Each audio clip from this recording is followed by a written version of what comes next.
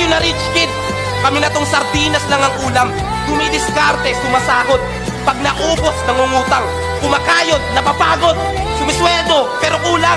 Hindi naman kasi kami kagaya nyo, mga irresponsableng umaasa sa sustento ng magulang. Hindi marunong tumayo sa sariling mga paa, mga walang paninindigan. Samantalang ang iba'y nagmimistulang alipin ng paninilbihan. Walang masama sa pagiging mahirap, lalo na kung nagsisikap gaya ko. Pag ako yumaman, okay lang. Pag kayo humirap, kaya nyo? Di ba hindi? Kaya kung usapang pera, sige, panalo ka na abno. Yung dalawang ulo mo, 500. Yung dalawang ulo ko, 10.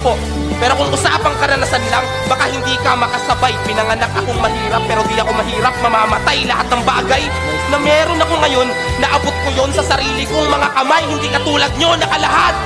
Palamunin, palibas